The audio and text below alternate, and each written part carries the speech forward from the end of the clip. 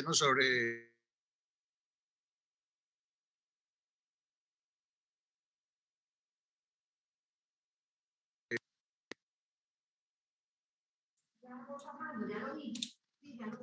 de ensayos que son necesarios realizar para poder tener un producto pues con las especificaciones, digamos, de venta internacional, ¿no? Ustedes ven que estos están regulados por las normas ASTM, ¿no?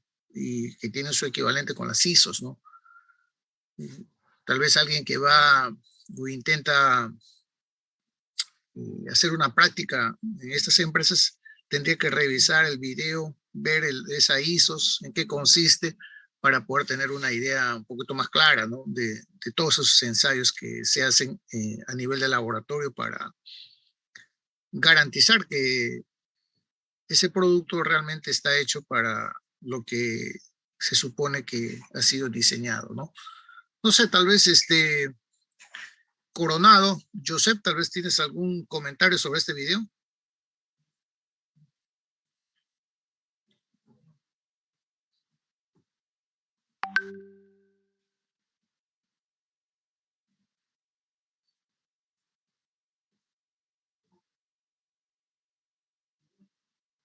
José Criado. Bueno, profesor, interesante, ¿no? La industria de las cerámicas, y creo que se podría consolidar porque en la sección práctica, yo soy de sección B ya, profesor, y por ejemplo, a otro grupo le va a tocar, después de parciales, por ejemplo, la industria de los pegamentos para cerámica, ¿no? Y creo que con esto se podría consolidar un poco más el conocimiento de repente. Interesante esa industria. Claro, hay toda una serie de pegamentos para para fijar las baldosas, ¿no? En el piso, en las paredes, ¿no? Ese es otro desarrollo, ¿no? O sea, hay mucho campo en este tema, ¿no? No sé si les mencioné anteriormente que en la época que yo estudié en la carrera, nosotros teníamos el curso de cerámica. Había un curso que era cerámica para la facultad. Lo daban ahí en la Facultad de Minas. Tarazona, ¿algún comentario sobre este video?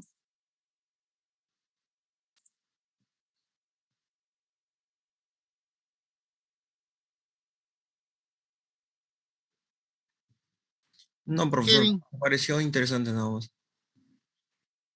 Kevin. Ya, buenos días, profesor. No, sí, profe, muy interesante y veo que casi todo está automatizado, profesor, ¿no? Además, no sabía que había distintos tipos de mayólica destinada, ¿no? Para cada área, para el piso, pared, baño, para piscina. Pensaba que era único, ¿no? El tipo de cerámica. Profesor, y una consulta, profesor. Y o sea, nosotros, por ejemplo, como ingenieros químicos, o sea, ¿dónde estaríamos? ¿Cuál es nuestra función ahí? O sea, en el laboratorio haciendo las pruebas de ensayo que ellos hacían, de compresión, resistencia a la abrasión, eso. Claro, bueno, hay varios campos, ¿no? Por ejemplo, eh, como ustedes han podido ver rápidamente, hay una enorme cantidad de ensayos que hacen, ¿no? Entonces hay ingenieros que están dedicados a la parte de los ensayos de laboratorio, ¿no? Hay otros que están en el tema de procesos, ¿no? O sea, hay varios campos de acción, ¿no? Lo mismo sucede en la industria de cemento, ¿no? Hay ingenieros que están en el campo de laboratorio, pero en la industria de petróleo, en la industria de cemento es mucho más amplio, ¿no? Hay personas que están en el laboratorio que son exclusivamente mineros, ¿no?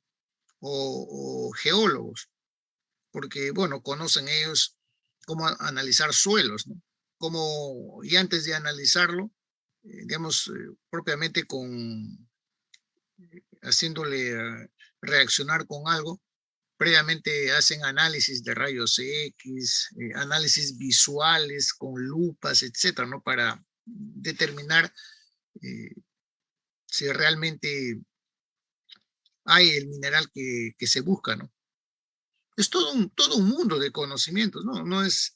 No es que sea tan sencillo, ¿no? Es dedicación a eso, es dedicación. Hay otros que están dedicados a la parte de producción, ¿no?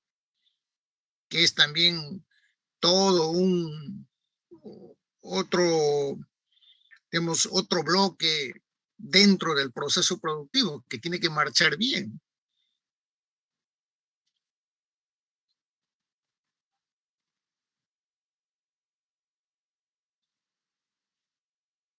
Les mostré un video de una fábrica española.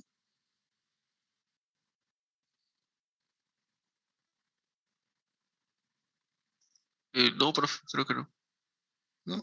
Hay una empresa también muy interesante que es, cuando los videos son de corte institucional, es muy interesante, ¿no? Porque ellos te hablan de lo que hacen, porque hay una serie de videos, pero que a veces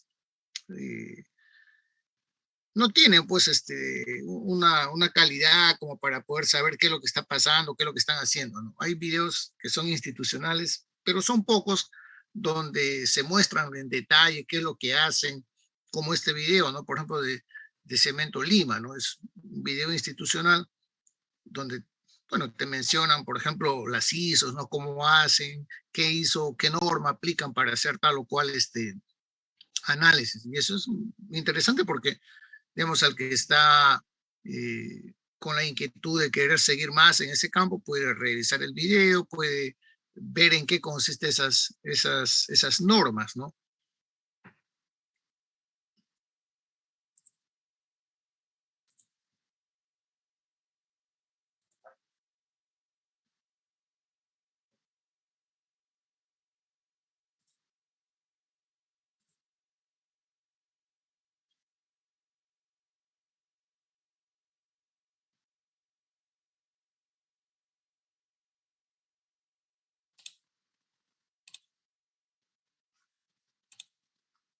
Vamos a ver este video que es de una empresa española en este mundo de las cerámicas, ¿no? Bueno, ellos trajeron, pues los españoles trajeron por acá los azulejos, ¿no? Esos que ustedes cuando van a las iglesias ven esas pequeñas mayólicas cuadraditas pequeñas que son españolas, ¿no? Ellos han traído, han introducido ese tema por acá. Vamos a verlo.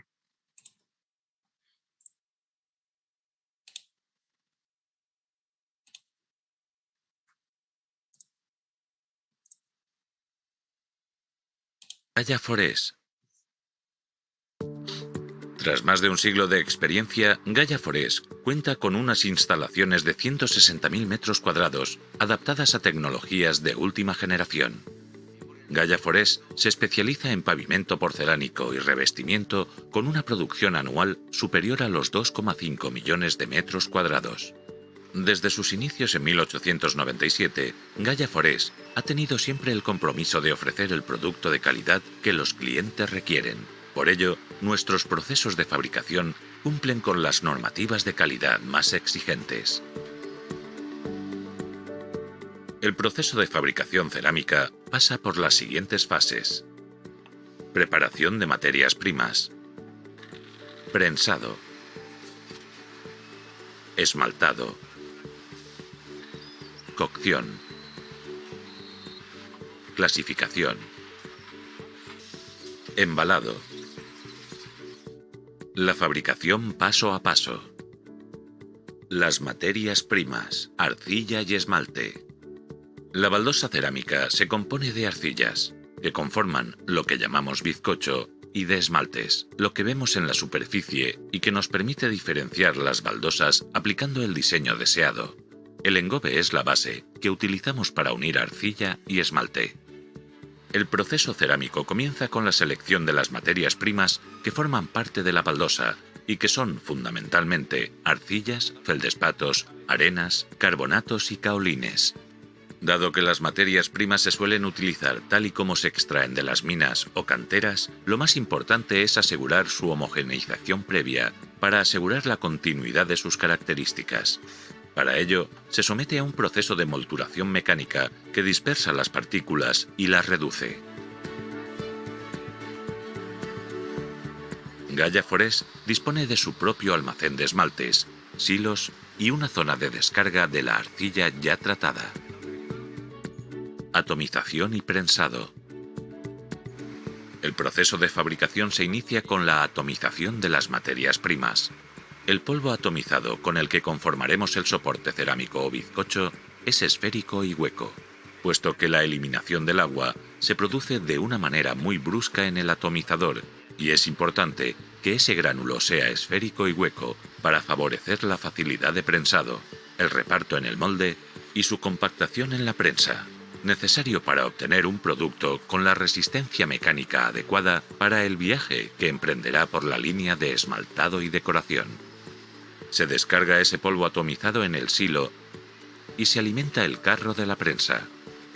Estas prensas son unidireccionales, es decir, prensan en el sentido vertical a elevadas presiones para compactar ese polvo atomizado. Los gránulos son rotos literalmente de forma que vuelven a aparecer las partículas primarias que se han obtenido durante la molienda, que sería el aglomerado durante la atomización, y se van adhiriendo unas a otras por la acción de la prensa y de la humedad, que actúa como fluidificante y da lugar a la baldosa cruda con suficiente consistencia como para ser transportada. Tiene una humedad que hay que secar. Ese secado se realiza en un secadero horizontal, de forma que la pieza a la salida del mismo tiene una humedad residual del orden del 0,5% aproximadamente. No se seca más, porque cuando una pieza cerámica se seca por completo, se vuelve muy frágil y va a ser esmaltada y va a ser decorada, es decir, se le va a someter a determinadas acciones mecánicas, y si la pieza fuera demasiado frágil, se correría el riesgo de que se rompiera con mucha facilidad.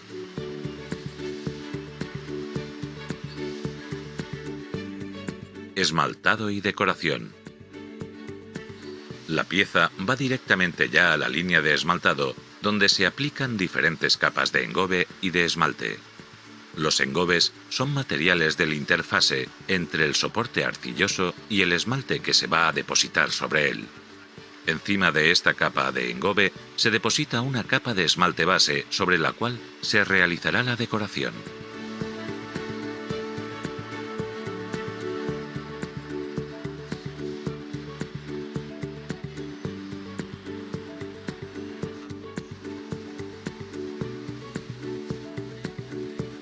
La principal técnica de decoración que utilizamos en Gaia Forest es la inyección digital de tinta, la tecnología más innovadora del sector cerámico, con la que personalizamos el diseño y reproducimos nuestros pétreos, maderas, rústicos, mármoles, revestimiento.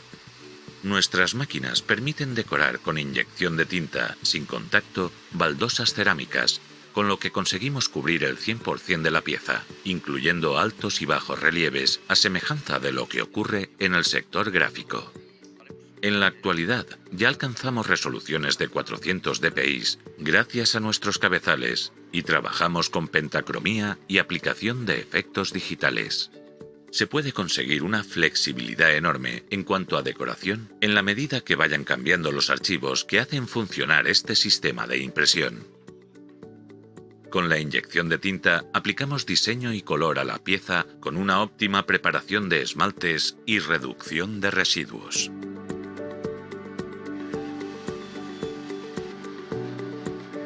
Asimismo, esta tecnología tiene otra ventaja, y es que nos permite sumar las tecnologías de granilladoras, rotativas o hueco grabado para la aplicación de otras materias.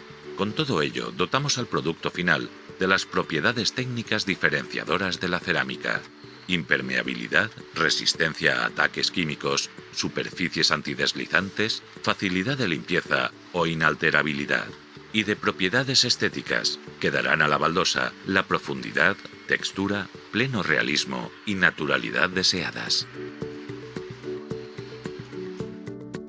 La cocción.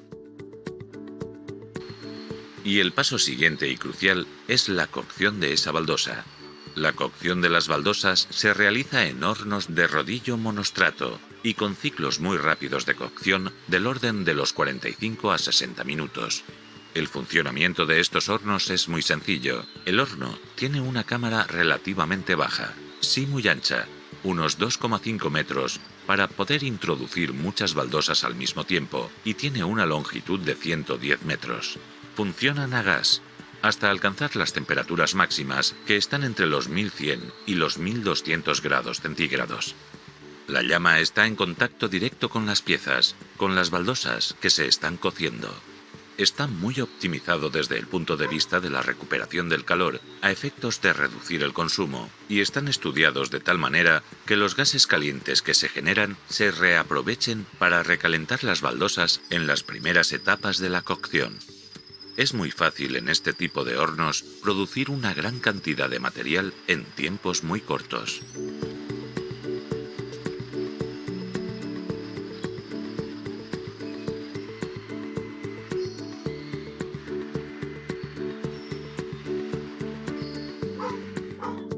Clasificación y embalaje. Las piezas, una vez cocidas, se someten a la clasificación y al control de calidad, pasando en primer lugar por un equipo de control visual de la superficie, de la cara vista de la pieza, con una máquina de visión artificial y un operario que inspeccionará diseño y tono de todas y cada una de las piezas para eliminar defectos visibles.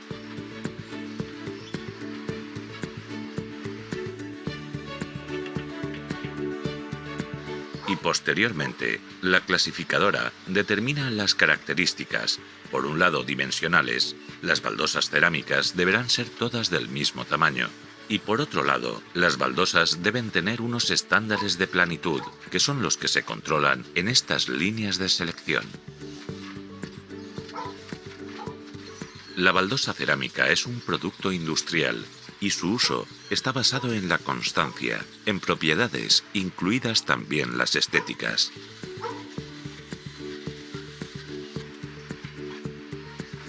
Una vez clasificada y encajada, se almacena y está lista para su distribución a cualquiera de los más de 90 países en los que se encuentra Gaia Forés.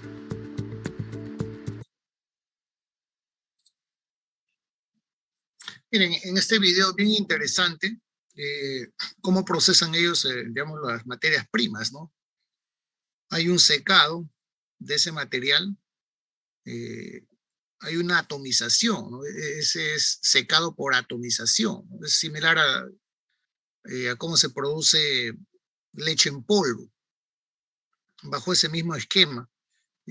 ¿Cómo se hace eso? Se lanza, digamos, tipo solución y se le aplica aire caliente. Entonces, el aire, como estas partículas están prácticamente individualizadas, el aire caliente evapora el agua violentamente, ¿no? Y eso lo hacen para poder hacer el prensado, ¿no? De modo tal que cuando se prensa se reduzca realmente el volumen de las partículas a los valores que se desean.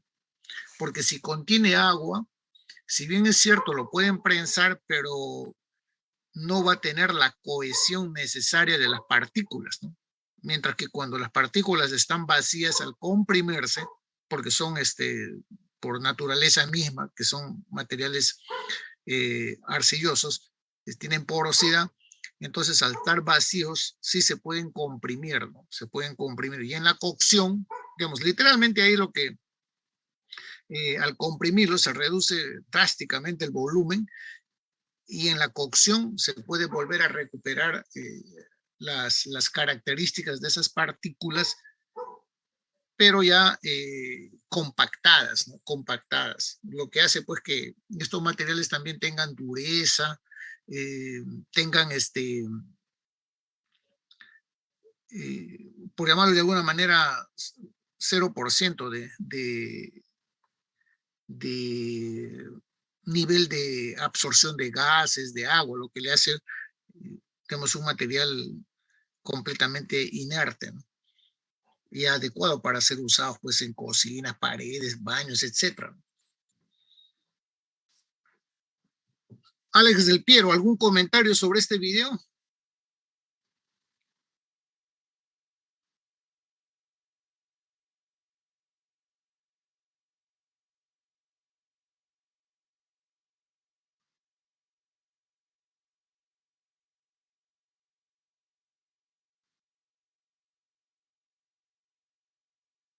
Ronald William.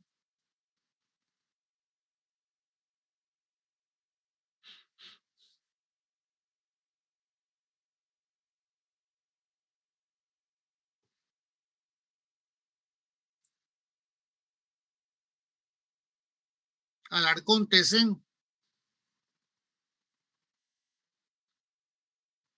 ¿Tiene algún comentario sobre ese video?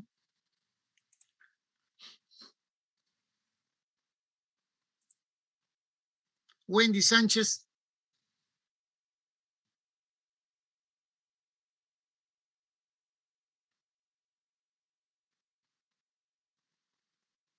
Profesor, yo tengo como decir, algo que me llamó mucho la atención en el video fue en la parte en donde se hace el prensado. Ya. Hasta que llega la cocción ya se realiza ya el esmaltado y las otras características que se le dan, ¿no? Pero lo que me parece interesante es que pasa por todo ese proceso solo con prensado y no ocurre el que se pueda desmoronar o romper antes de llegar porque no ha sido cocido todavía. Justamente eso se logra cuando el material está libre de agua.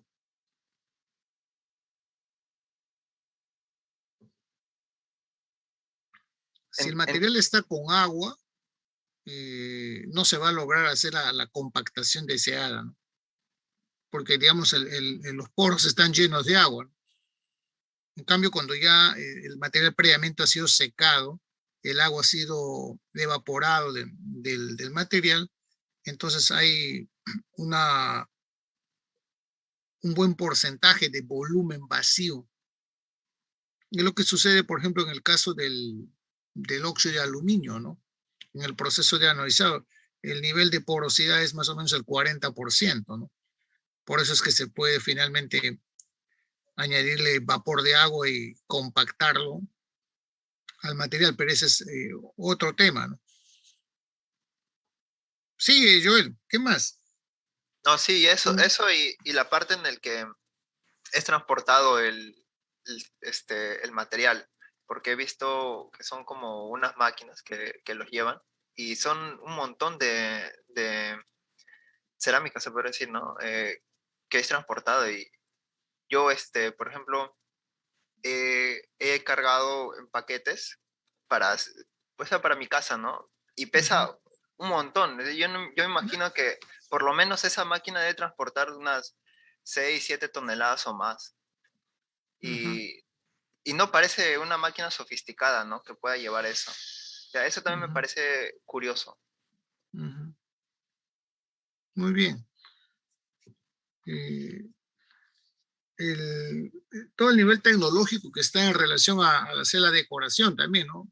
Y aquí en esta industria que otras veces, en otras épocas, en IPQ hemos visitado Cemento Lima, Cemento San Lorenzo.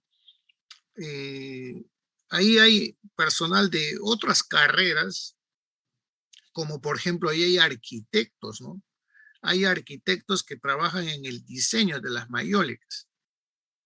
Bueno, porque los arquitectos pues, por excelencia son personas que le dan los detalles a los edificios, ¿no? O a las construcciones, ¿no? Entonces, ahí también hay arquitectos que trabajan en el tema de, digamos, la configuración, la decoración de estas cerámicas, ¿no?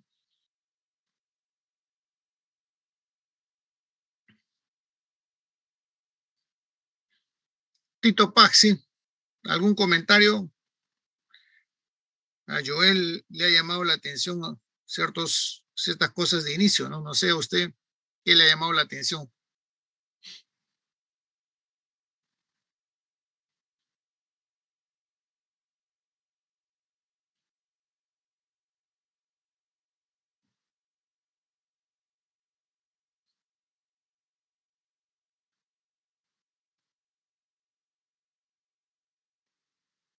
Ingeniero, yo tengo una duda de cuando hacen la selección del cerámico, el cerámico que es apartado, eso lo vuelven a a reciclar. Ese Ah, vuelve a ser nuevamente, vuelve a ser chancado, lo trituran, lo convierten en polvo y nuevamente ingresa a la línea de producción.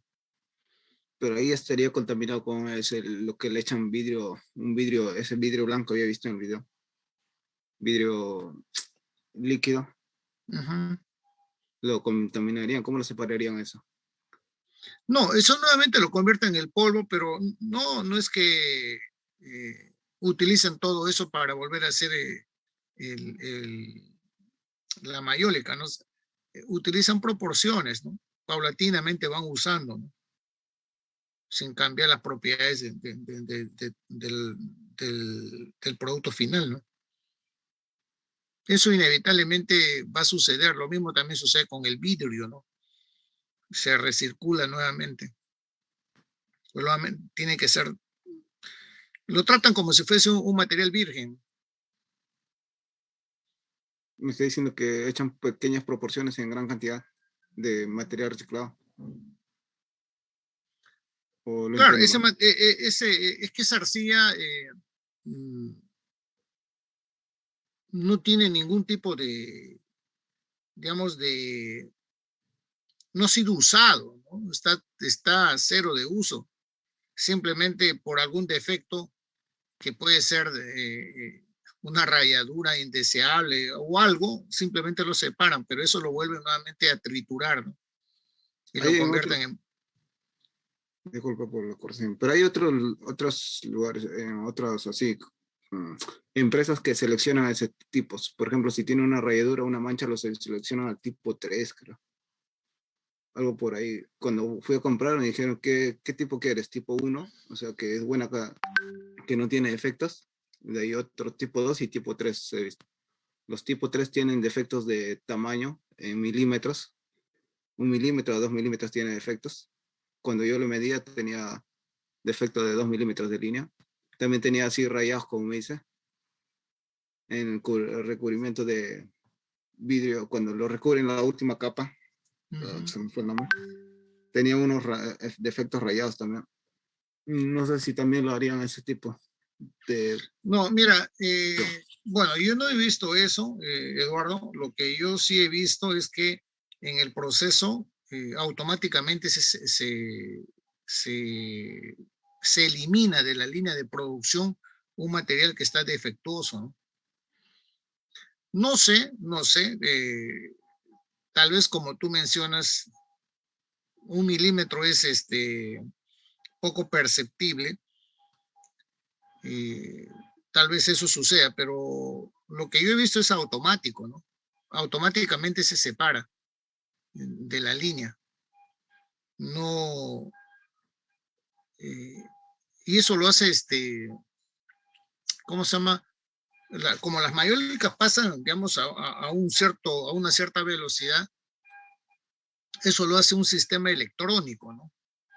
Un sistema electrónico detecta algunas fallas y automáticamente lo retira de la... Pero no lo retira colocándolo a un lado, ¿no? En algún detalle, en alguna parte del proceso simplemente, digamos, ese producto intermedio cae a un lugar, ¿no?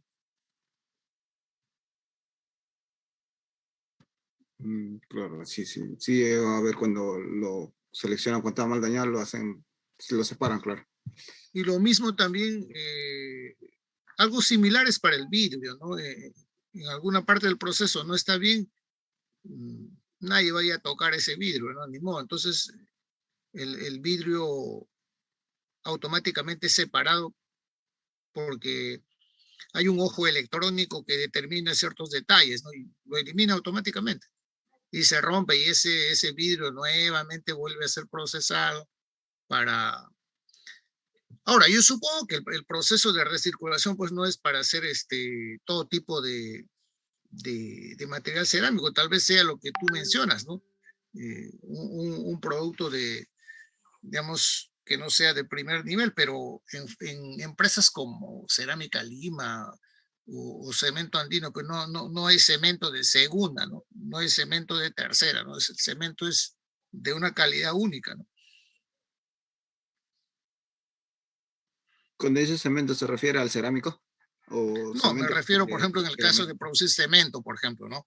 No hay cemento de primera, no hay cemento de segunda, ¿no? El cemento es único, ¿no? Ah, Cemento claro, tipo 1, tipo 2 es sus características, ¿no?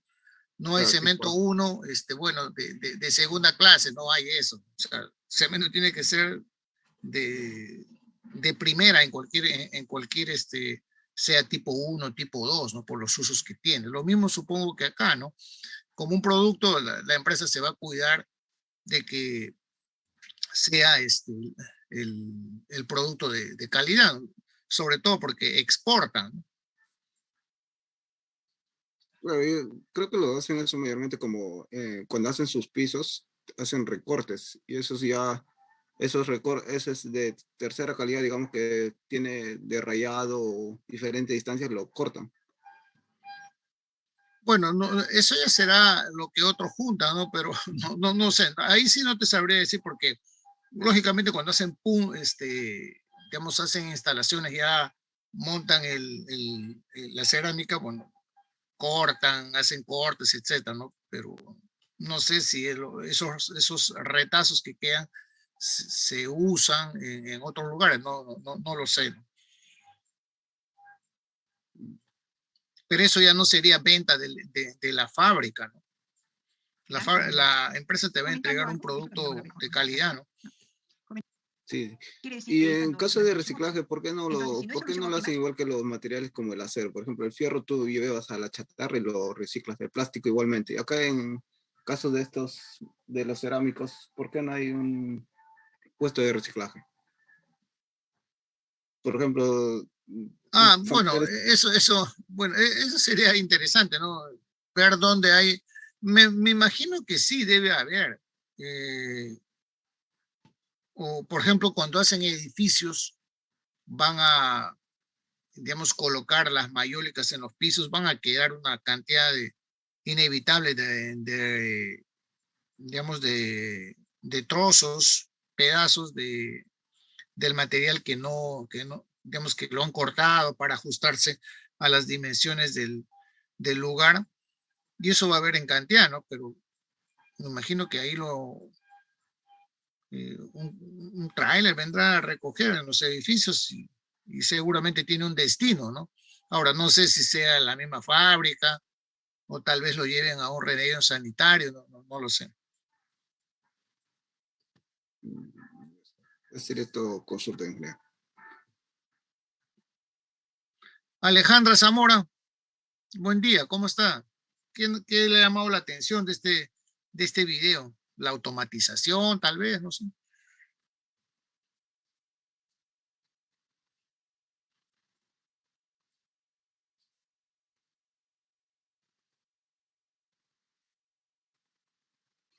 Sí, profesor, las, cómo es todo el proceso, ¿no? Las máquinas, cómo hacen todo el trabajo. Sí.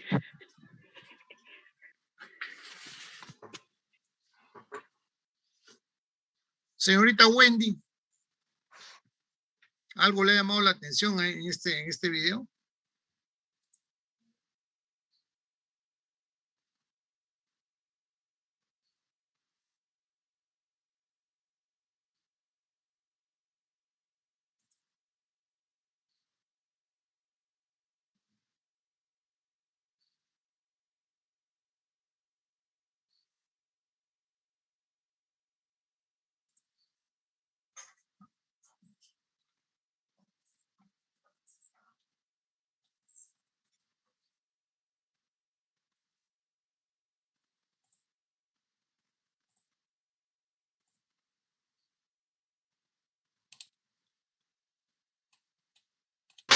Dibujamos tus ideas en vídeo y en audio.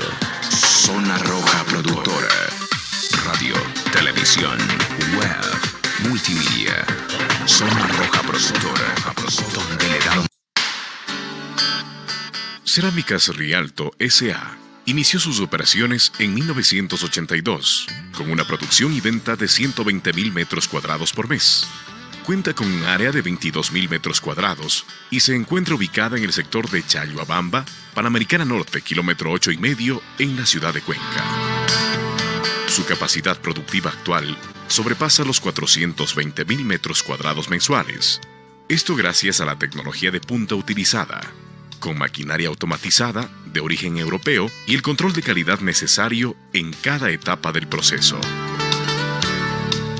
En el presente video, observaremos paso a paso todas las instancias que forman parte del proceso de producción y control de calidad de Cerámicas Rialto, partiendo desde la recepción e inspección de la materia prima hasta la venta y distribución del producto terminado.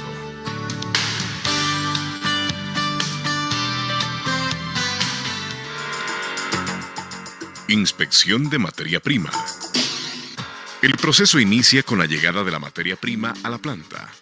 Caolines, feldespatos, arcillas, fritas, colorantes, etc. En el caso de los materiales que llegan a granel, estos son trasladados hacia los galpones respectivos, con la finalidad de mantener homogénea su humedad. El resto de materiales serán separados y claramente identificados en la bodega de materia prima. Una vez en la planta, cada material es inspeccionado, comparado con el estándar respectivo en el laboratorio y aprobado por el Departamento de Calidad.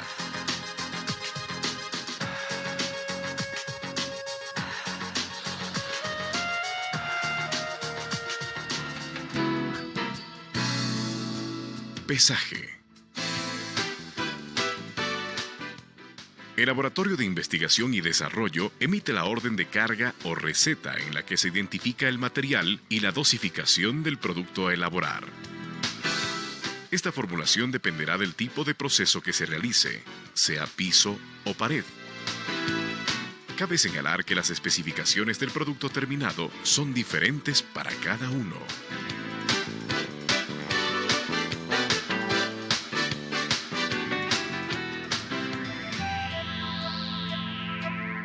Molienda. A través de bandas transportadoras, la materia prima ya dosificada llega a los molinos para ser triturada y homogeneizada, con la ayuda de elementos moledores de alta dureza. Así obtendremos las condiciones especificadas en esta etapa del proceso. El resultado final de esta molienda se convierte en la pasta denominada barbotina, la misma que es almacenada en cisternas de gran capacidad con la finalidad de mantener la mezcla homogénea. También en esta etapa se controla la densidad, viscosidad y residuo.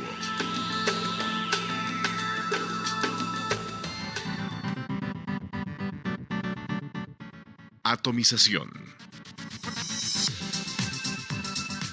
Con la ayuda de bombas, la barbotina es trasladada hacia el atomizador. Dentro de este, la pasta es secada y convertida en polvo, con una determinada humedad y tamaño de grano.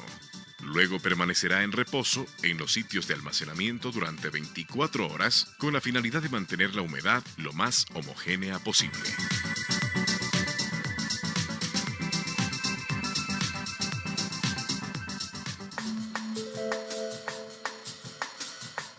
Prensado. Mediante bandas transportadoras, el polvo atomizado es dirigido hacia las prensas.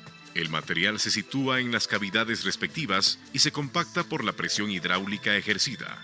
La humedad y granulometría del material favorece este proceso. Estas piezas se conocen con el nombre de cuero.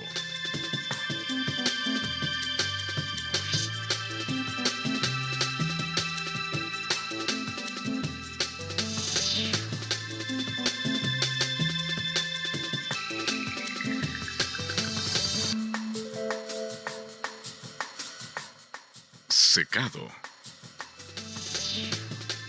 El secadero es una cabina de bandejas en donde se introducen las piezas y permanecen por un periodo de 60 minutos a una temperatura de hasta 250 grados centígrados.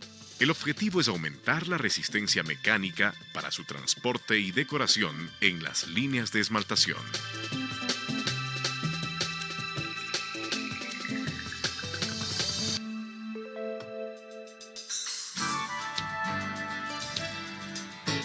Humectación. Es la primera aplicación en las líneas de esmaltación. Se hace en pequeñas cantidades con la finalidad de proporcionar una absorción homogénea en toda la pieza secada.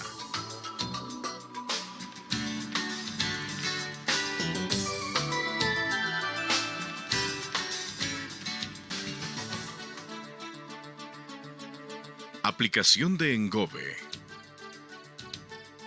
El engobe se consigue con la molienda de materiales como frita, caolín, feldespato, arcilla, etc., hasta obtener condiciones previamente determinadas por el departamento técnico de la planta. En esta parte del proceso, las piezas reciben un revestimiento base llamado engobe, el cual permite una adherencia entre el cuero y el esmalte, además de ayudar a cubrir las irregularidades del producto prensado.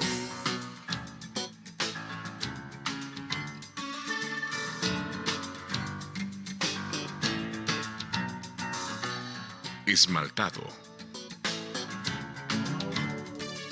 A continuación se realiza el esmaltado, que es la aplicación que determina el acabado de las placas en color y textura.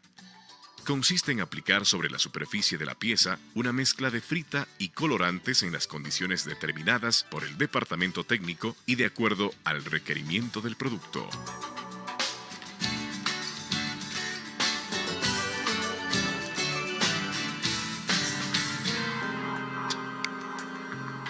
Decoración con serigrafía. La decoración se realiza a través de un proceso llamado serigrafía. Se trata de una malla de nylon por la cual atraviesan las tintas de colores. La cantidad aplicada va en función del tipo y diseño del producto terminado.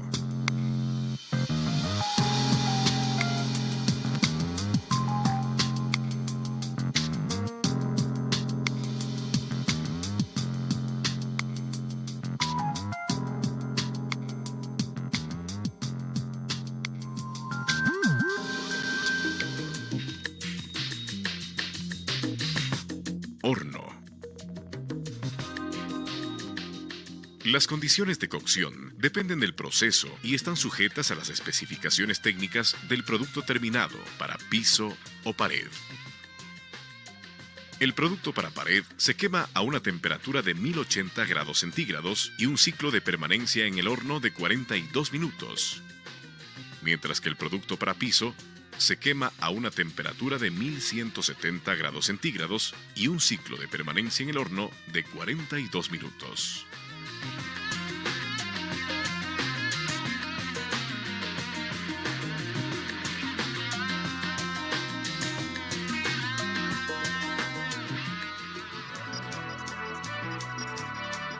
Clasificación del producto terminado. Es importante recalcar que contamos con la certificación de nuestro producto bajo la norma NTE INEN 654 Anexo L para producto de pared y Anexo J para producto de piso. La finalidad es garantizar las propiedades físicas y químicas del mismo: tamaño, tonalidad, curvatura, resistencia mecánica, absorción de agua, resistencia a los agentes químicos y de limpieza, etc. De la misma manera, mantenemos certificación permanente de nuestro sistema de gestión de calidad con el organismo reconocido internacionalmente, Bureau Veritas. La selección del producto se realiza con personal permanentemente capacitado y con la ayuda de un equipo de embalaje adecuado. En esta parte del proceso, se realizan todos los controles indicados en la norma mencionada anteriormente. La clasificación del producto se hace en 3 tipos claramente diferenciados: exportación, estándar y segundas, cada uno de los cuales reúne criterios de aceptación definidos en la planta. Luego de la clasificación y embalaje, se efectúan auditorías del producto terminado de manera permanente, con la finalidad de verificar la selección realizada y garantizar la utilización del producto en el mercado.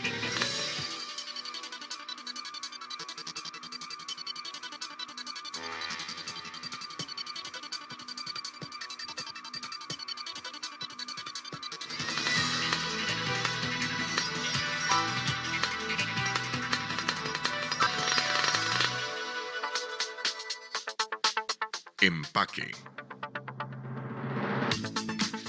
Finalmente, el producto es embalado en forma automatizada en las cajas correspondientes a exportación, cajas rojas, estándar y segundas, cajas Kraft.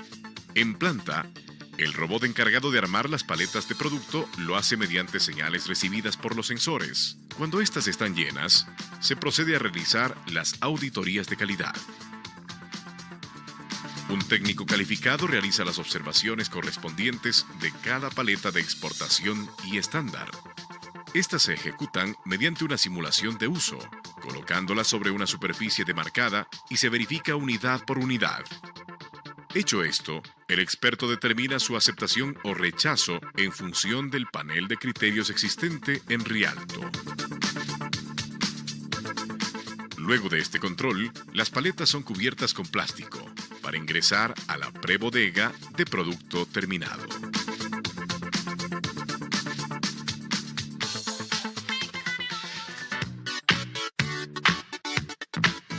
Bodega de producto terminado.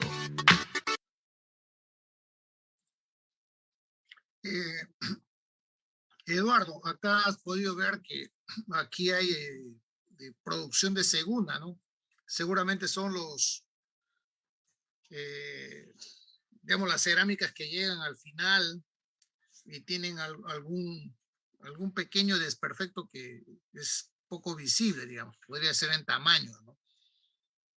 Visible para el ojo, pero cuando uno lo pone en la mayólica, se ve gran diferencia, ingeniero, 1 milímetro, porque las separaciones en los pisos son de 1 a 3 milímetros, dependiendo. Porque hay Claro, porcelana. bueno, hay separaciones, ¿no? Que hacen. Hay 1 milímetro, 3 milímetros también creo hay, ¿no? No me acuerdo. Hasta 3 milímetros hay, pero hay algunas gentes que prefieren 2 milímetros porque no es muy notable la separación.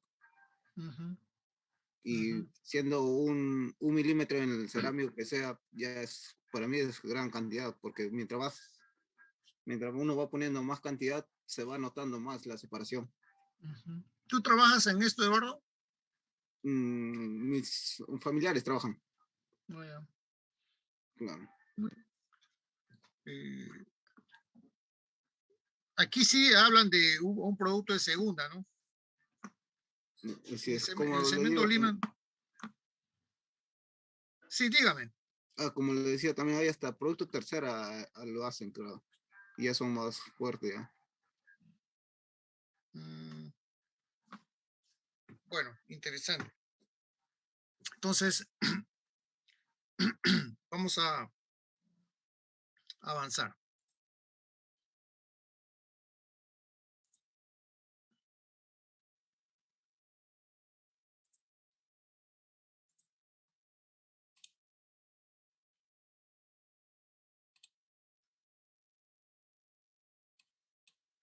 Kevin, tal vez quieres decir algo.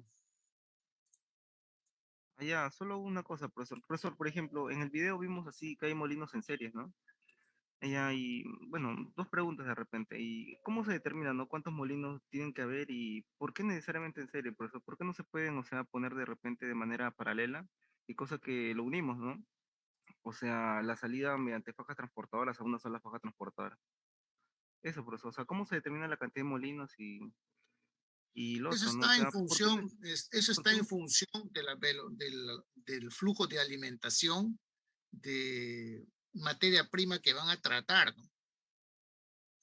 No en el molino, sino el flujo de materia prima que ingresa al sistema, ¿no? ¿Y cuántas toneladas tratan ellos, ¿no? Entonces esos molinos tienen que responder a, ¿cómo se llaman? Las exigencias de la velocidad de producción. Y los molinos en serie puede ser porque, digamos, pasa de un nivel de tamaño de grano que se alcanza en un molino, pasa al siguiente, bueno, hasta alcanzar el tamaño que se desea, ¿no? No necesariamente en una sola molienda vas a obtener el tamaño deseado, ¿no? Ah, ya. ¿Cómo, profe? O sea, ¿los molinos en serie son más eficientes que molinos en paralelo? Porque supongo que el tiempo también, ¿no? No, no es que sea más eficiente, sino que eso depende del tamaño de grano. Si si tú tienes de un sistema de molino en paralelo, y es el mismo molino, funciona a la misma velocidad, con la misma alimentación, entonces el producto que sale, en este caso en tamaño de grano, de todos los molinos va a ser el mismo. Ahora, un proceso puede ser en serie, porque el tamaño de grano que sale de una molienda no es suficiente para el proceso que se desea, ¿no? Entonces pasan a otro molino para, digamos, reducir más el tamaño, ¿no? Ya pues.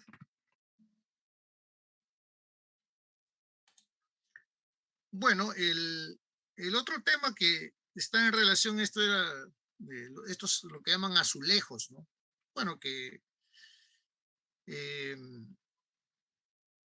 estas son estas cerámicas pequeñas que hay que también es de material arcilloso, que tienen, por lo general son policromáticos, ¿no? Tienen varios colores, ¿no? Esto cuando van a las iglesias hay todavía esto desde la época de los españoles, ¿no? Los azulejos. Bueno, los diferentes tonos cromáticos que se pueden obtener o las decoraciones que se le pueden dar a estos productos se hacen a partir de óxidos, ¿no?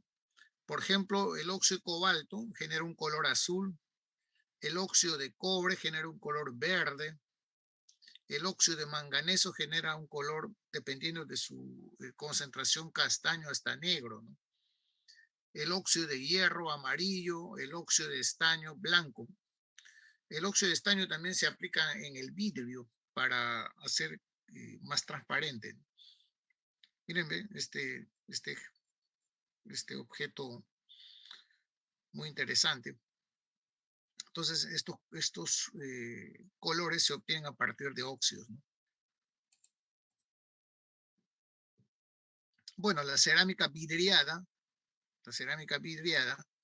es lo que ustedes han visto ahí en el proceso, ¿no? Lo que se aplica una capa de vidrio sobre la cerámica. Bueno, y eso ya va a tener, le va a dar ciertos detalles, ¿no? Vidrio, se puede aplicar colores, etcétera.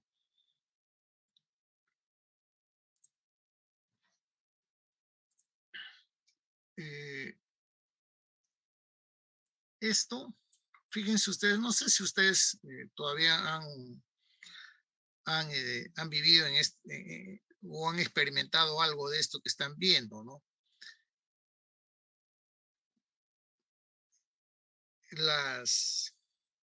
Tiempo atrás, acá en Lima se fabricaban tazas, estas, digamos, ollas, y tenían un revestimiento esmaltado, ¿no? Y bueno, estas ollas pues servían para cocinar, ¿no? Preparar los alimentos. Ahora me parece que ya han ido desapareciendo, pero estos de acá siempre han tenido un problema, pero era parte del estilo de vida de ese momento, ¿no? Esto con los golpes se pueden, la porcelana se puede salir, ¿no? Ese revestimiento, digamos, puede desprenderse y dejar al descubierto el material base, ¿no? Que por lo general es una plancha de hierro, pues común. Y en ese caso ya esa olla, esa taza,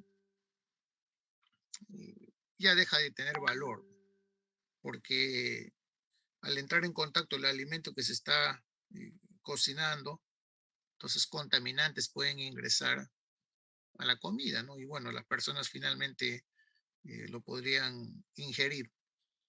Entonces, cuando era ese caso, mejor desecharlo, ¿no? Pero ahora creo que esto ya desapareció, me parece. Bueno, las baldosas en una pieza, en general podemos decir que una baldosa es una pieza manufacturada, también horneada. Los materiales de los cuales se hacen cerámica, piedra, porcelana, arcillas. Y estos, en general, las baldosas se usan para cubrir pisos, ¿no? Así como paredes. Bueno, en su mayoría son hechas de cerámica, ¿no? Que tienen un acabado, como han visto ustedes en los videos.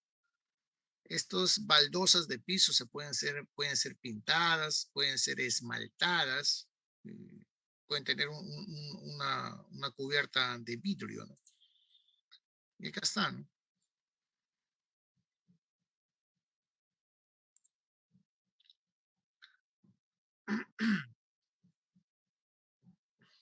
Bueno, los materiales que son cerámicos multifuncionales ya son materiales que están basados en el conocimiento, ¿no? Para mejorar propiedades, ¿no?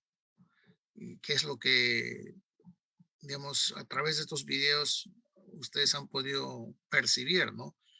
Para ir mejorando propiedades se necesita hacer estudios, ¿no? Someterlos a distintos tipos de condiciones para ir viendo en qué situación vamos a ir alcanzando propiedades mejoradas, como dureza, por ejemplo, ¿no? Compactación. Entonces, ahora, en cada campo de aplicación las exigencias pues son distintas, ¿no? Por ejemplo, los materiales que son aplicados en, digamos, en la aeronáutica y en lo que es los vuelos aeroespaciales, pues estos materiales se estudian, digamos, muy intensamente porque estos materiales, al estar en el espacio, están sometidos a una serie de condiciones que no se dan en la Tierra, ¿no? Por ejemplo, cambios de temperatura permanente, ¿no? Radiación. Entonces, estos materiales tienen que responder a esas exigencias, ¿no? Y en la NASA se hacen estudios de estos materiales intensamente, ¿no? A temperaturas, por ejemplo, de ensayos de 400 grados, y luego los someten a niveles de temperatura del orden de los, a ver, parece haber visto, del orden de los menos 50 grados, algo así, a esos materiales. Es lo que le llaman los ensayos de heladicidad, ¿no? Porque en el espacio se dan esas situaciones, ¿no? En el día, una temperatura, digamos, que puede pasar los 100 grados, dependiendo de la altura, y por la noche, pues estar muy por debajo de 0 grados. Entonces, esa resistencia que tiene este material está vinculado a una propiedad. Esa propiedad es su bajísima o casi nula expansión térmica, ¿no? O expansión volumétrica como consecuencia del cambio de temperatura. O sea, si aumenta la temperatura, bueno, el volumen está fijo. Si reduce la temperatura, igual, ¿no? Entonces, no hay expansión ni contracción, ¿no? Y eso es lo que le da estabilidad dimensional.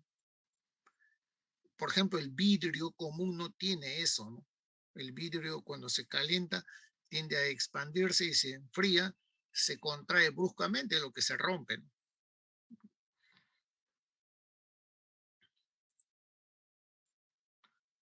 Bueno, la síntesis de membranas con materiales cerámicos es muy interesante esa aplicación, ¿no? Porque se puede controlar el nivel de porosidad para aplicaciones en procesos biológicos, por ejemplo, ¿no? Para hacer separaciones de gases, de microorganismos, ¿no? Las membranas cerámicas. Y eso se hace controlando el nivel de porosidad. ¿Y cómo controla el nivel de porosidad? Bueno, con el tratamiento térmico, ¿no? Diferentes niveles de temperatura van a generar diversos tamaños de poros, ¿no? Y ese tipo de estudios se puede hacer con una con un horno donde se puede fijar la temperatura, ¿no? La clase pasada les mostré esa mufla, ¿no? Puede llegar a 1000 grados, 1500 grados y un tiempo determinado de cocción va a generar unas reacciones propiamente químicas en este material sólido y va a desarrollar un nivel de porosidad. Más temperaturas, cuanto más elevadas sean, la porosidad también se va cerrando, ¿no? Como consecuencia de las reacciones químicas. Bueno, el vidrio es un sólido cristalino, es un material amorfo, o sea, no tiene forma, ¿no? Entonces, estos vidrios son silicatos no cristalinos que se pueden hacer de óxido de calcio, óxido de sodio, potasio, aluminio. Estos requieren también fusión, ¿no? Fusión en el orden de los 1500 grados, ¿no? Y los vidrios son materiales amorfos porque no tienen una estructura cristalina característica. No caen en ninguno de los sistemas cristalográficos conocidos, ¿no? Que son como 7. Entonces aquí se puede ver una estructura ordenada y aquí una estructura, digamos, tipo vidrio, ¿no? Tipo vidrio. Bueno, el hombre conoce la manufactura del vidrio desde hace muchos siglos atrás, ¿no? El soplado del vidrio, hasta ahora se hacen trabajos exquisitos con ese arte, ¿no? de soplado del vidrio, ¿no? Bueno, las botellas y una serie de productos se hacen fundiendo estos materiales, ¿no? Aquí tenemos, por ejemplo, los vidrios que son usados en los edificios, ¿no? En las ventanas o en nuestras casas, ¿no? Es toda otra industria que también maneja, digamos, materiales como óxido de calcio, y ese óxido de calcio viene de una caliza.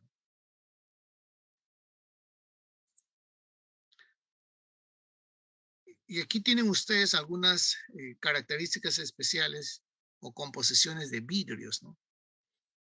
Eso significa que podemos hacer una mezcla, llevarlo a una temperatura del orden de los 1500 grados y podemos generar nuestro propio vidrio, ¿no?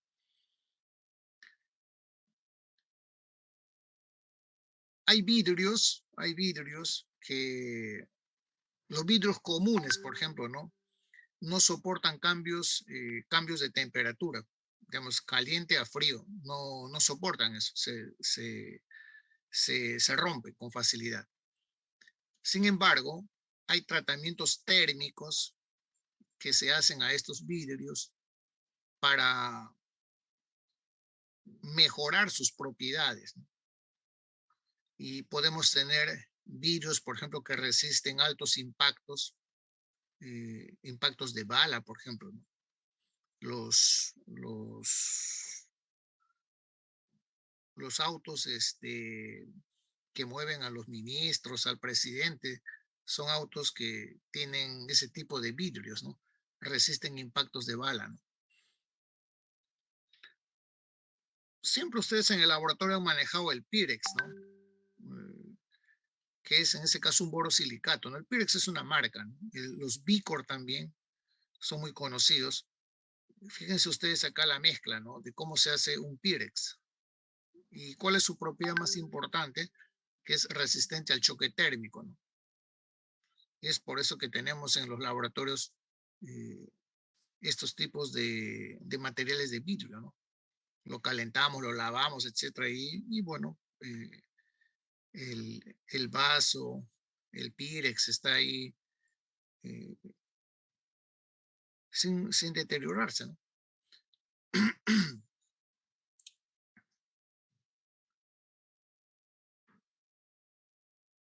Miren acá la piedra caliza o la dolomita, ¿no? Estos permiten obtener óxido de calcio, ¿no? que es una de las materias primas que se puede usar para fabricar vidrio. El vidrio es un aislante, ¿no? No conduce electricidad.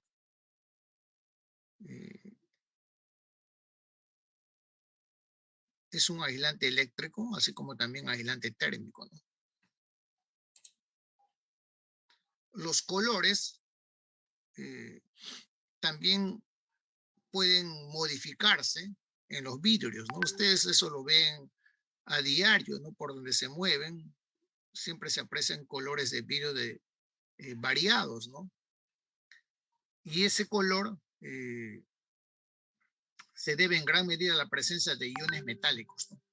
Como óxidos, por ejemplo, el vidrio verde tiene óxido de hierro, ¿no? O también se puede hacer con óxido de cobre. También hay vidrio amarillo, vidrio azul, vidrio rojo.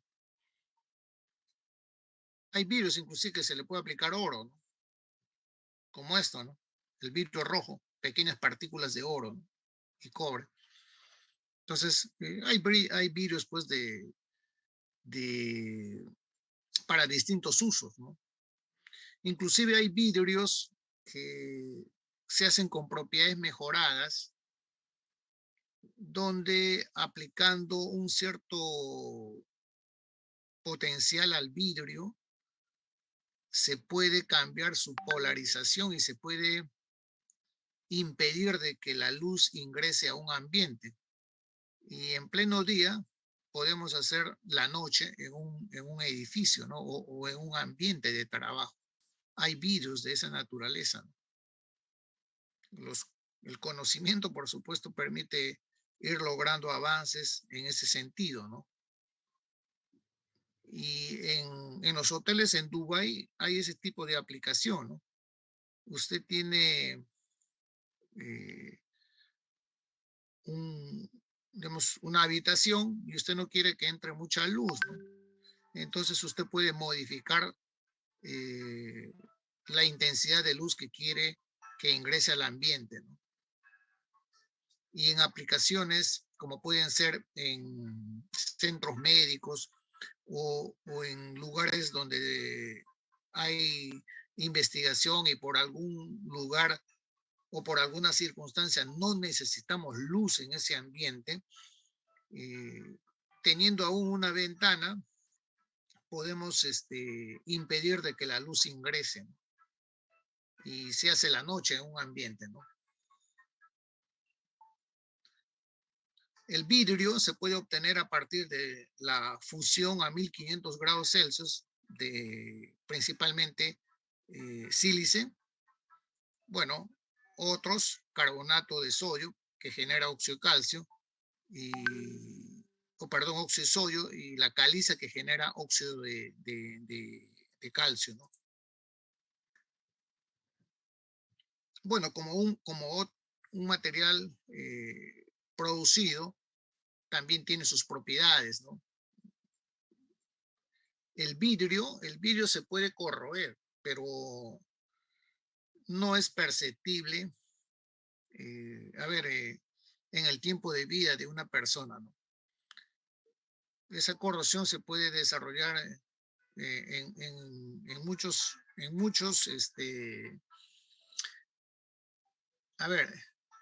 en algunos miles de años se puede notar la corrosión, ¿no?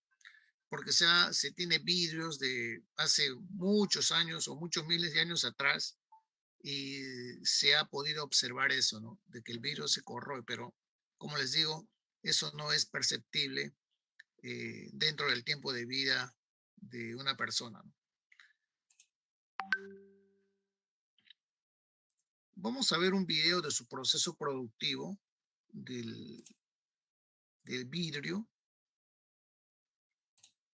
Acá hay un esquema. El vidrio realmente es bien sencillo en su proceso de fabricación, ¿no?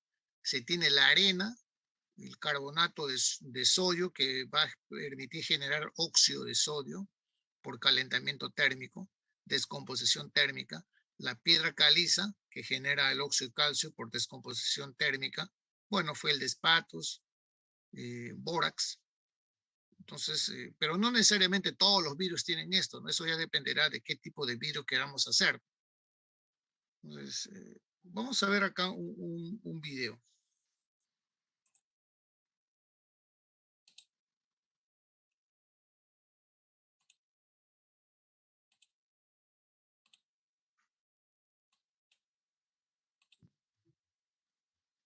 No ajusten su televisor. Lo que están viendo ahora, en teoría, tiene que ser difícil de ver. Aquí, en Así se hace, nuestro trabajo consiste en explorar los objetos cotidianos que nos rodean y averiguar cómo se hacen. Pero empecemos por dejar algo muy claro. La fabricación del vidrio es cualquier cosa menos sencilla.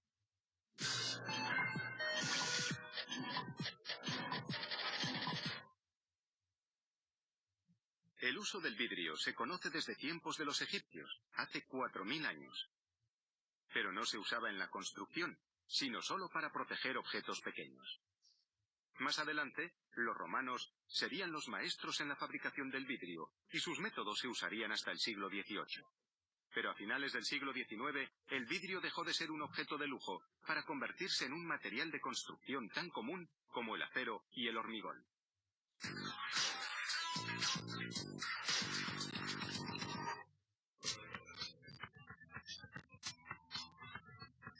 El vidrio se fabrica a partir de varias materias primas mezcladas con agua. Estas materias son arena silícica, carbonato sódico, dolomita, piedra caliza, nefelina sienita y sulfato sódico.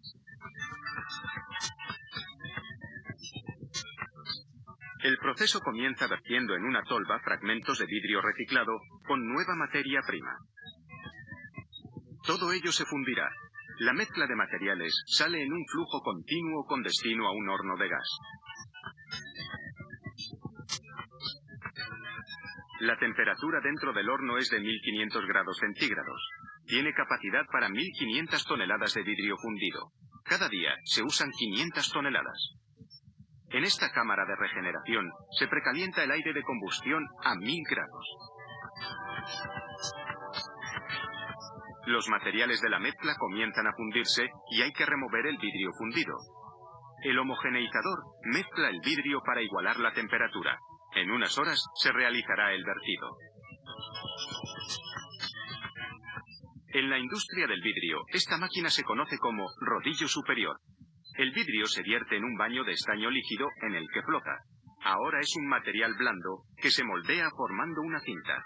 Todo el equipo del baño de estaño se enfría con agua para que no se rompa con el calor.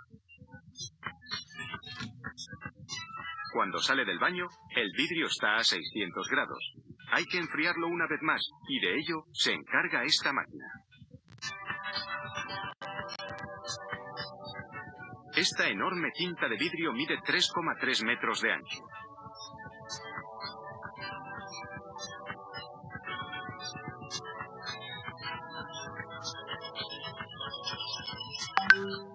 La cinta de vidrio entra suavemente en los rodillos y se va enfriando gradualmente. El vidrio aún está blando. Las marcas que vemos son las huellas que deja el rodillo superior. El vidrio debe tener un grosor uniforme, y este escáner láser lo mide con una precisión de centésimas de milímetro. El vidrio ya está bien duro. El siguiente paso es cortarlo. Este rodillo ultraduro de carburo de wolframio hace una muesca longitudinal antes del corte. Después se hacen las muescas transversales según las dimensiones pedidas por los clientes. El vidrio, ya precortado, se separa fácilmente.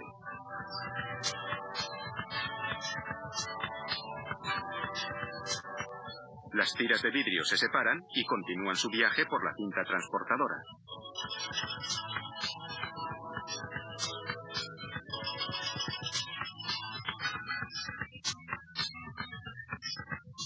Estos rodillos cortan los bordes de la cinta de vidrio. El vidrio sobrante cae en un recipiente.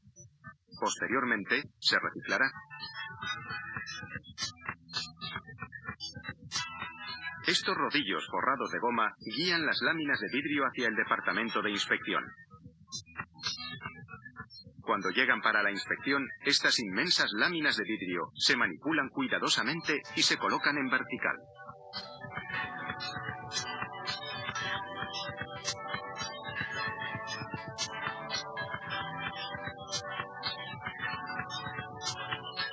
El vidrio se inspecciona con lámparas fluorescentes en busca de defectos. Una vez inspeccionadas, las láminas se trasladan una a una y se almacenan en vertical.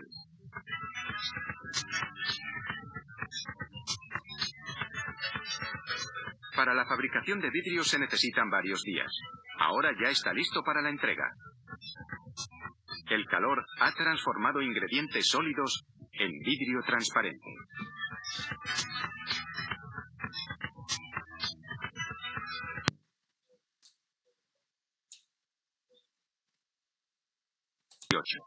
Pero a finales del siglo XIX, el vidrio dejó de ser un objeto de lujo para convertirse en un material de construcción tan común como el acero y el hormigón.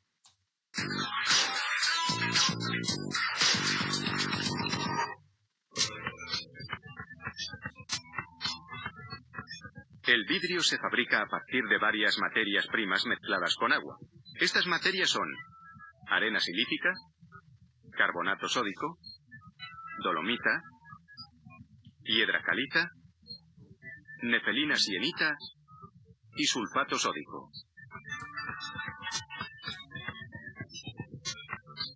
El proceso comienza vertiendo en una tolva fragmentos de vidrio reciclado con nueva materia prima. Todo ello se fundirá. La mezcla de materiales sale en un flujo continuo con destino a un horno de gas. La temperatura dentro del horno es de 1500 grados centígrados. Tiene capacidad para 1500 toneladas de vidrio fundido. Cada día se usan 500 toneladas. En esta cámara de regeneración se precalienta el aire de combustión a 1000 grados. Los materiales de la mezcla comienzan a fundirse y hay que remover el vidrio fundido.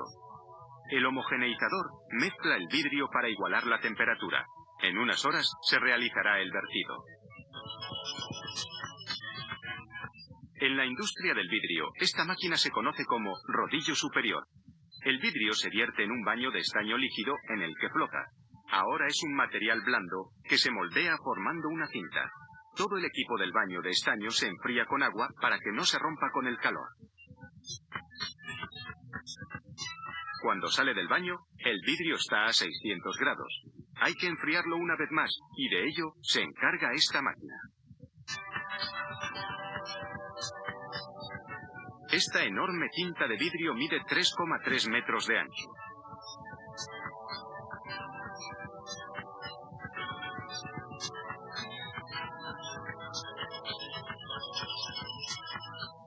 La cinta de vidrio entra suavemente en los rodillos y se va enfriando gradualmente.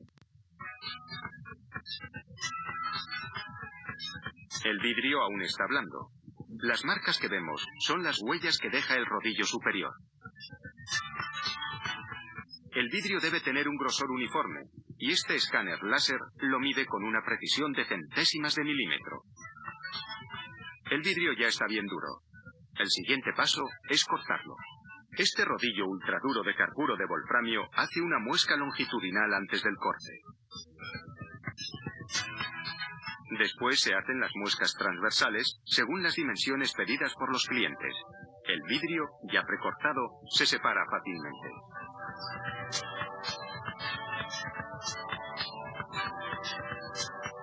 Las tiras de vidrio se separan y continúan su viaje por la cinta transportadora.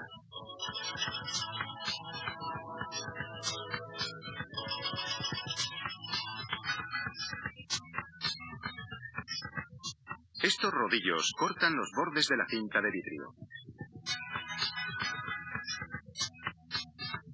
El vidrio sobrante cae en un recipiente. Posteriormente, se reciclará. Estos rodillos forrados de goma guían las láminas de vidrio hacia el departamento de inspección. Cuando llegan para la inspección, estas inmensas láminas de vidrio se manipulan cuidadosamente y se colocan en vertical.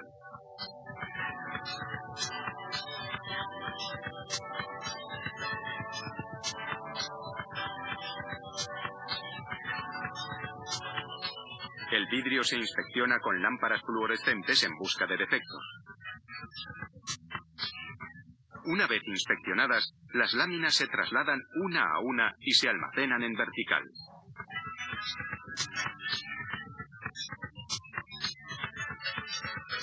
Para la fabricación de vidrio se necesitan varios días. Ahora ya está listo para la entrega. El calor ha transformado ingredientes sólidos en vidrio transparente.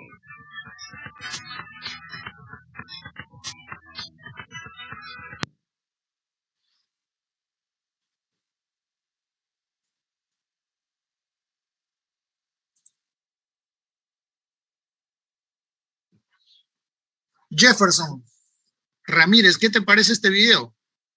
Producción de vidrio.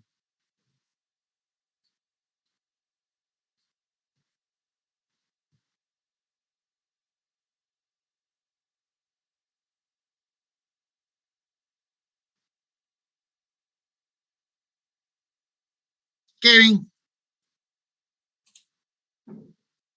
Profesor, una pregunta. Por ejemplo, en la entrada de materia prima, profesor, sí, se mencionaron 6 componentes, ¿ya? Y mi pregunta era si, o sea, la composición de cada componente ya está definida, o, por ejemplo, puede variar entre un rango, ¿no?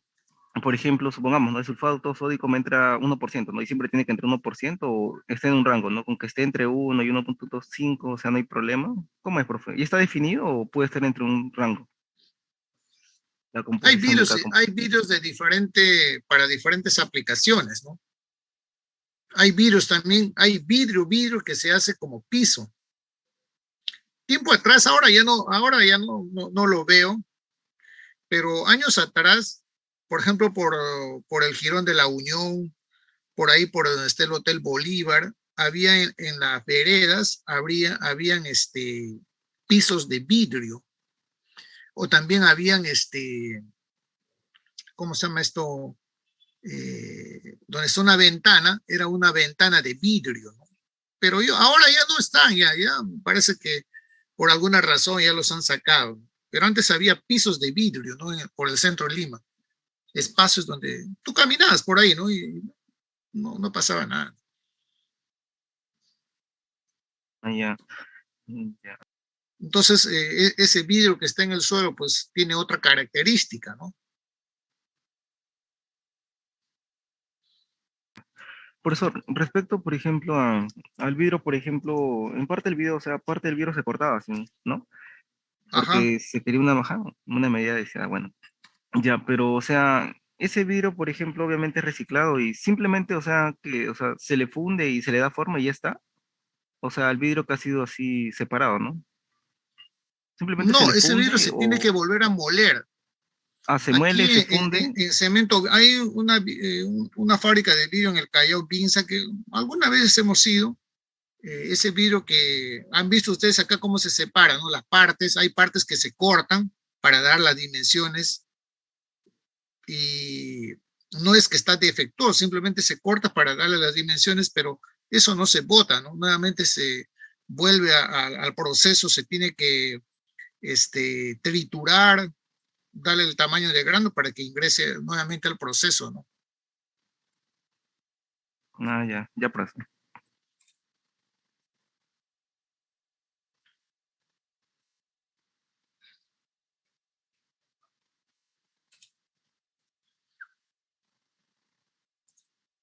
A mí siempre me ha gustado aprovechar todas las cosas que hoy en día la tecnología, la comunicación permite, ¿no? Hace un tiempo atrás, aquí en Chile, se ha construido un lugar un observatorio para el espacio, ¿no? Y está en Calama, y es un lugar muy alejado, donde no hay fábricas, no hay nada, ¿no? Un lugar alejado, para poder tener una atmósfera, digamos, lo más limpia posible para poder hacer las observaciones del espacio. Y ahí se fabricaron unos telescopios,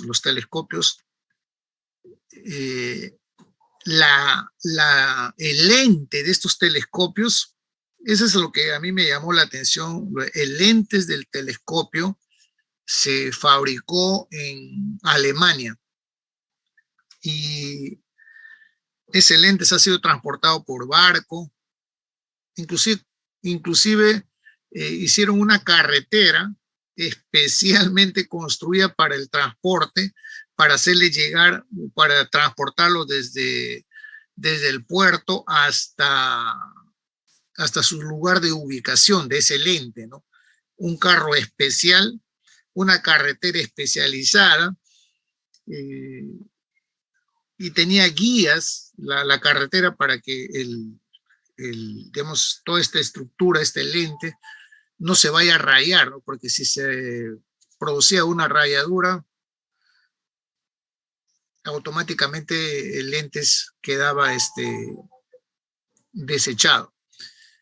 Ese lente, hay un video, no sé, yo no lo encuentro porque lo que yo vi era un canal internacional, así como tipo Discovery, un especial, Calama, el telescopio más alto del mundo, algo así, algo por el estilo era, ¿no?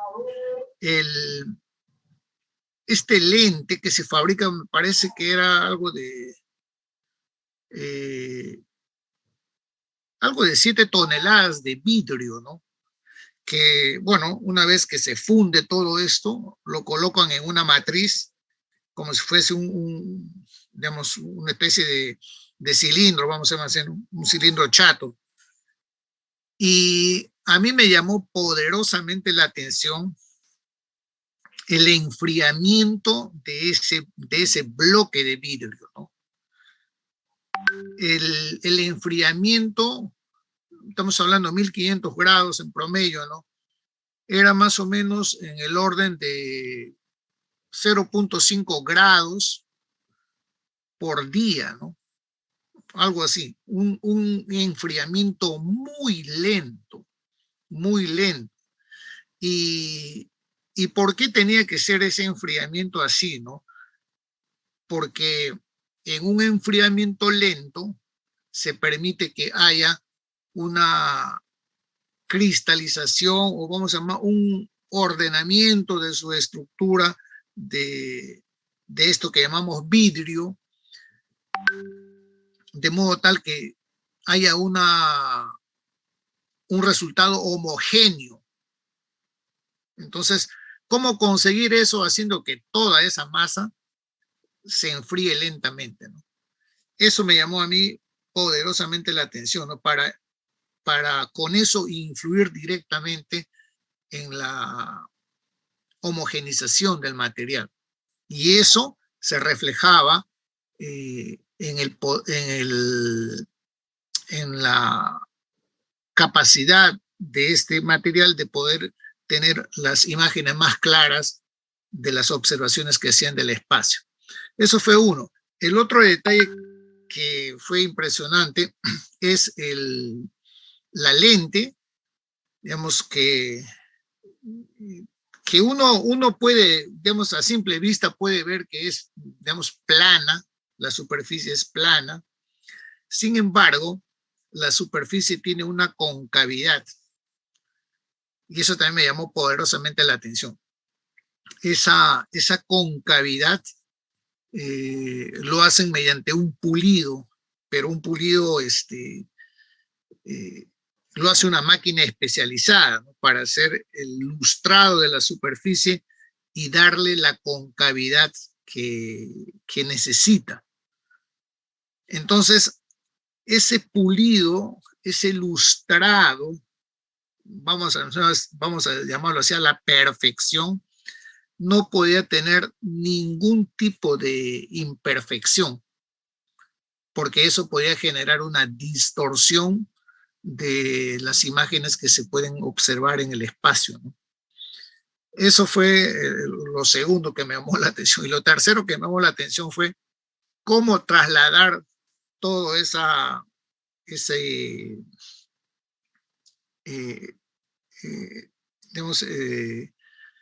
lente hacia Chile, ¿no? Desde Alemania. Lo trasladaron en barco con cuidado, pero excepcional. Y llegado a Chile, lo transportaron en un carro, pero no era cualquier carro, pues era un carro especializado, y la carretera también había sido acondicionada especialmente para poder transportar, porque no se podía permitir que haya baches, que haya, digamos, algún tipo de vibración, y el piso había sido controlado también al detalle, ¿no? Para evitar justamente eso. Y el carro también iba a una velocidad muy lenta, ¿no? Entonces tenía guías que iban delante y iba guías atrás, ¿no? Para que el carro pues vaya a una velocidad lenta, segura, sin tener, digamos, alteraciones, ¿no? De modo tal que este espejo no se mueva, ¿no? Y bueno, el otro detalle fue en esta estructura donde lo iban a montar, y estaba diseñado, ¿no? Ya estaba construido, digamos, vamos a llamar el edificio, ¿no? Ya las obras civiles ya estaban, solamente esperando a la lente que llegue, ¿no? Eso era otro aspecto muy interesante, ¿no? Toda la tecnología para ubicar a ese lente dentro del telescopio final, ¿no? Impresionante el video de cómo se ha logrado ahí hacer ese observatorio en Calama, ¿no? Ahí en Chile. Tal vez sería bueno de que vean cómo se construyó este observatorio, y tal vez haya un video relacionado, ¿no? Eso yo lo vi en el Discovery Channel, ¿no? No lo he visto en un reportaje periodístico, ¿no?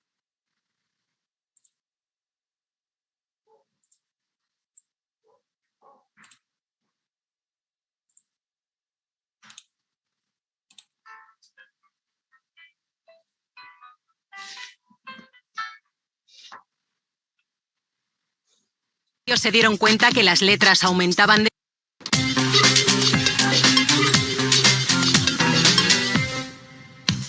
En el siglo I a.C., los egipcios se dieron cuenta que las letras aumentaban de tamaño mirándolas a través de un vaso de agua. Las primeras lentes eran redondas y tan gruesas